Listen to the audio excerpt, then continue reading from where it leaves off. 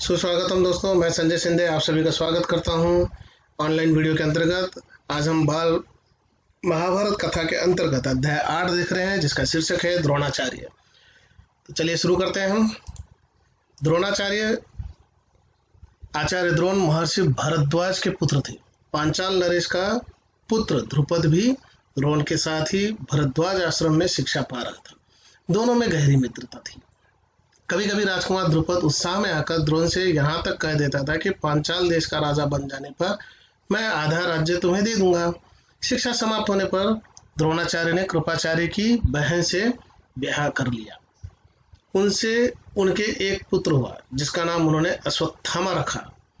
द्रोण अपनी पत्नी और पुत्र को बड़ा प्रेम करते थे। द्रोण बड़े गरीब थे। वो चाहते थे कि धन प्राप्त किया जाए और अपनी पत्नी व पुत्र के साथ सुख से रहा जाए। तो कथा सूत्र इस प्रकार से है कि भारद्वाज जी के आश्रम में द्रोणाचार्य और ध्रुपद ये दोनों क्या कर रहे हैं, शिक्षा ग्रहण कर रहे हैं। तो दोनों में बहुत ज़्यादा घनिष्ठ मित्रता थी और कभी कभी उनकी द्रोणाचार्य की गरीबी देखकर ध्रुपद कहा करते थे कि मैं जब कभी राजा बन जाऊं तो मैं तुम्हें आधा राज्य दे दूंगा। और इस प्रकार से वचन उन्होंने एक प्रकार से दे दिया था। पर यहाँ फिर दोनों की शिक्षा दीक्षा समाप्त हो गई। दोनों अपने अपने गांव निकल गए, अपनी अपनी जगह पर चले गए। और यहाँ पर द्रोणाचार्य का विवाह जो हुआ वो कृपाचार्य की पुत्री के साथ हुआ और उनको एक पुत्र प्राप्त हुआ, जिसका नाम उन्होंने अश्वत्थामा रखा। उन्हें खबर लगी कि परशुराम अपनी सारी संपत्ति गरीब ब्राह्मणों को बांट रहे हैं, तो भागे भागे उनके पास गए। लेकिन उनके पहुंचने तक परशुराम अपनी सारी संपत्ति वितरित कर चुके थे।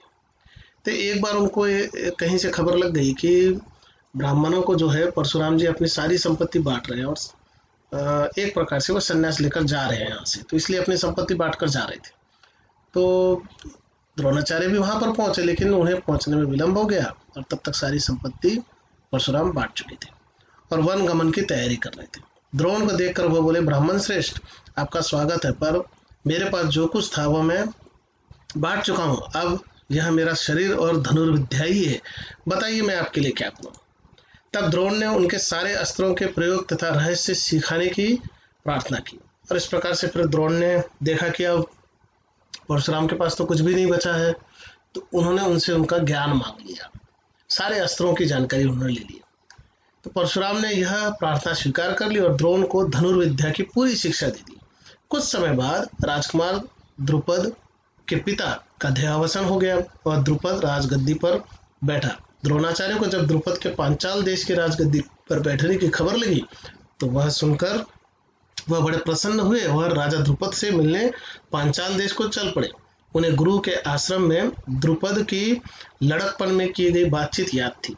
सोचा यदि आधा राज्य न भी दें तो कम से कम कुछ धन तो जरूर ही देगा। यह आशा लेकर द्रोणाचार्य राजा द्रुपद के पास पहुंचे और बोले, मित्र द्रुपद, मुझे पहचानते हो ना? मैं तुम्हारा बालपन का मित्र द्रोण हूँ। तो द्रोणाचार्य जो है वो अपनी गरीबी से किसी प्रकार से छुटकारा पाने की सोच रख रहे थे और उनको फिर याद था कि द्रुपद ने उनको जब वे भरद्वाज ऋषि के आश्रम में शिक्षा ग्रहण कर रहे थे, तब द्रुपद ने उनको वचन दिया था कि वह जब कभी राजा बनेंगे तो आधा राज्य दे देंगे। तो यहाँ पर द्रोणाचार्य मन में ये सोचते हुए द्रुपद नरेश जो कि पांचाल देश का राजा था उनके पास गए और उन्हें लगा कि ठीक है, कोई बात नहीं, आधा राज्य ना दे तो कोई बात नहीं, कम से कम कुछ धन तो दे देंगे जिससे मेरी गरीबी कुछ कम हो जाएगी। ऐश्वर्य के मद में मत होते हुए राजा द्रुपद को द्रोणाचार्य का आना बहुत बुरा लगा और द्रोण का अपने साथ मित्र का सा व्यवहार करना तो और भी अखरा। वह द्रोण पर गुस्सा हो गया और बोला, ब्राह्मण, तुम्हारा यह व्यवहार सज्जनों उचित नहीं है। मुझे मित्र कहकर पुकारने का तुम्हें साहस कैसे हुआ? सिंहासन पर बैठे हुए एक राजा के साथ एक दरिद्र प्रजाजन की मित्रता कभी हुई है? तुम्हारी बुद्धि कितनी कच्ची है। लड़कपन में लाचारी के कारण हम दोनों को जो साथ रहना पड़ा, उसके आधार पर तुम द्रुपद से मित्रता का दावा करने लगे। दरिद्र की धनी के साथ, मूर्ख की विद्वान के साथ और कायर की वीर के साथ मित्रता कहीं हो सकती है? मित्रता बराबरी की हैसियत वालों में ही होती है। जो किसी राज्य का स्वामी ना हो वह राजा का मित्र कभी नहीं हो सकता। तो इस प्रकार राजा बनने के बाद द्रुपद के अंदर गर्व आ गया, घमंडी हो गया वो, और इस प्रकार से अपने घमंड में आकर उसने क्या कर दिया, द्रोणाचार्य के भरी सभा में अपमान कर दिया और कहा कि बचपन में की गई मित्रता, उस समय की मित्रता जो है वो नादानी में की गई मित्रता है। किसी भी बड़े व्यक्ति का बड़े व्यक्ति के साथ ही मित्रता हो सकती है, राजा की मित्रता राजा के साथ हो सकती है, किसी गरीब ब्राह्मण के साथ नहीं हो सकती। द्रुपद की इन कठोर गर्भोक्तियों को सुनकर द्रोणाचार्य बड़े लज्जित हुए और उन्हें क्रोध भी आया, बहुत आया। उन्होंने निश्चय किया कि मैं इस अभिमानी राजा को सबक सिखाऊंगा और बचपन में जो मित्रता की बात हुई थी उसे पूरा करके चैन लूंगा। तो यहाँ पर भी इन्होंने फिर एक प्रकार से प्रण कर लिया कि वह द्रुपद को जो है, उन्होंने जो उनका अपमान किया है उसकी सजा अवश्य देंगे। वह हस्तिनापुर पहुंचे और वहां अपनी पत्नी के भाई कृपाचार्य के यहाँ गुप्त रूप से रहने लगे।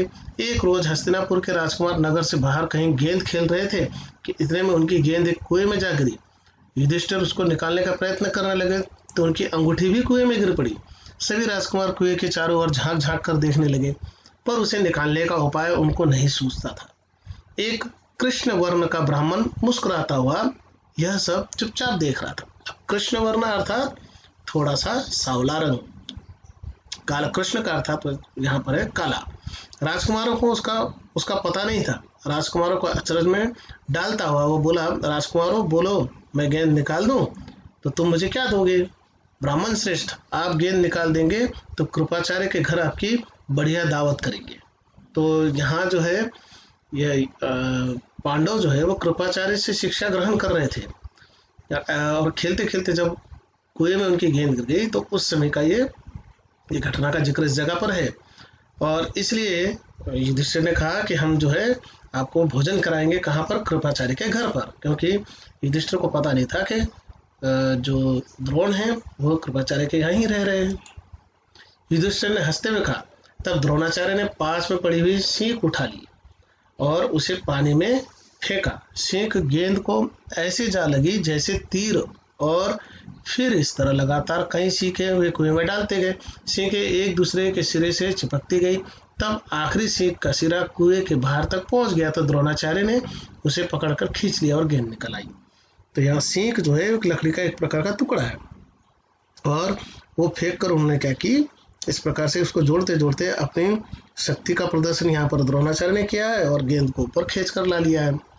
सब राजकुमार आश्चर्य से यह करतब देख रहे थे।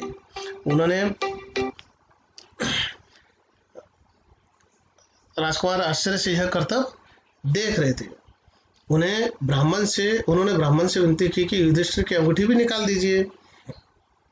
द्रोण ने तुरंत धनुष चढ़ाया और कुएं में तीर मारा। पल भर में बाण अंगूठी को अपने नोक में लिए हुए ऊपर आ गया। द्रोणाचार्य ने अंगूठी युधिष्ठिर को दे दी। यह चमत्कार देखकर राजकुमारों को और भी ज्यादा आश्चर्य हुआ। उन्होंने द्रोण के आगे आदर पूर्वक सिर नवाया और हाथ जोड़कर पूछा, महाराज हमारा प्रणाम स्वीकार कीजिए और हमें अपना परिचय दीजिए कि आप कौन हैं, हम आपकी क्या सेवा कर सकते हैं, हमें आज्ञा दीजिए। द्रोण ने कहा, राजकुमारों यह सारी घटना सुनकर पितामह भीष्म से ही मेरा परिचय प्राप्त कर लेना। तो इस प्रकार से उन्होंने क्या कहा, परिचय देने की जगह पर उन्होंने युधिष्ठिर और चारों भाइयों को यह सूचना दी कि आप जाकर भीष्म से मेरा परिचय पूछिए। राजकुमारों ने जाकर पितामह भीष्म को सारी बात सुनाई तो भीष्म ताड़ गए कि हो न हो वे सुप्रसिद्ध आचार्य द्रोण ही होंगे। यह सोचकर उन्होंने निश्चय कर लिया कि अब तो राजकुमारों की अस्त्र शिक्षा द्रोणाचार्य के ही हाथों पूरी कराई जाए। बड़े सम्मान से उन्होंने द्रोण का स्वागत किया और राजकुमारों को आदेश दिया कि वे गुरु द्रोण से ही धनुर्विद्या सीखा करें। कुछ समय बाद जब राजकुमारों की शिक्षा पूरी हो गई तो द्रोणाचार्य ने उनसे गुरु दक्षिणा के रूप में पांचाल राज द्रुपद को कैद कर लाने के लिए कहा।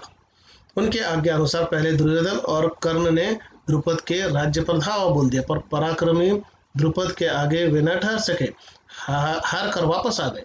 तब द्रोण ने अर्जुन को भेजा। अर्जुन ने पांचाल राज की सेना को तहस नहस कर दिया और राजा द्रुपद को उनके मंत्री सहित कैद करके आचार्य के सामने ला खड़ा किया।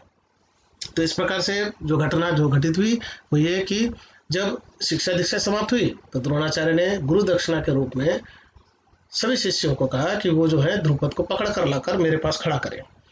तो सबसे पहले कर्ण और जो है उसके साथ दुर्योधन गए, लेकिन हार गए। उसके बाद अर्जुन गए और अर्जुन ने मंत्रियों को और द्रुपद नरेश पांचाल नरेश द्रुपद को पकड़कर कैद कर कर लाकर आचार्य के सामने खड़ा कर दिया। द्रोणाचार्य ने मुस्कुराते हुए द्रुपद से कहा, हे वीर, डरो नहीं, किसी प्रकार की विपत्ति की आशंका न करो। लड़कपन में तुम्हारी हमारी मित्रता थी, साथ साथ खेले कूदे उठे बैठे। बाद में जब तुम राजा बन गए तो ऐश्वर्य के मद में आकर तुम मुझे भूल गए और मेरा अपमान किया। तुमने कहा था कि राजा ही राजा के साथ मित्रता कर सकता है, इसी कारण मुझे युद्ध करके तुम्हारा राज्य छीनना पड़ा।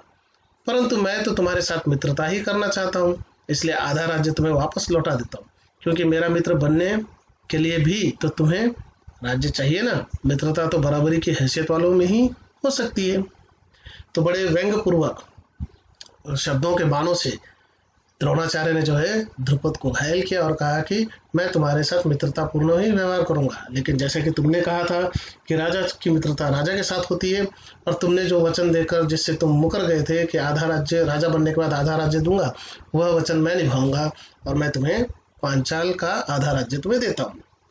द्रोणाचार्य ने इसे अपने अपमान का काफी बदला समझा और उन्होंने द्रुपद को बड़े सम्मान के साथ विदा किया। इस प्रकार राजा द्रुपद का गर्व चूर हो गया, लेकिन बदले से घृणा दूर नहीं होती। किसी के अपमान को ठेस लगने पर जो पीड़ा होती है उसे सहन करना बड़ा कठिन होता है। द्रोण से बदला लेने की भावना द्रुपद के जीवन का लक्ष्य बन गई। उसने कई कठोर व्रत और तप इस कामना से किए कि उसे एक ऐसा पुत्र हो जो द्रोण को मार सके, साथ ही एक ऐसी कन्या हो जो अर्जुन को ब्याही जा सके। आखिर उसकी कामना पूरी हुई। उसके धृष्टद्युम्न नामक एक पुत्र हुआ और द्रौपदी नाम की एक कन्या। आगे चलकर कुरुक्षेत्र की रणभूमि में अजय द्रोणाचार्य इसी धृष्टद्युम्न के हाथों मारे गए। तो द्रुपद को भी इस घटना से बड़ा अपमान महसूस हुआ और उन्होंने कठोर तप किया और कठोर तप कर कर वर प्राप्त किया कि एक कन्या ऐसी प्राप्त हो जिसका विवाह अर्जुन के साथ हो, और एक पुत्र ऐसा प्राप्त हो जो कुरुक्षेत्र में द्रोणाचार्य को हरा सके या फिर द्रोणाचार्य को हरा सके। और आगे घटनाक्रम ऐसा आता है कि कुरुक्षेत्र में जो महाभारत का युद्ध हुआ उसमें धृष्टद्युम्न ने ही आचार्य द्रोणाचार्य को मारा था। चलिए, धन्यवाद। मिलते हैं फिर एक नए वीडियो के साथ।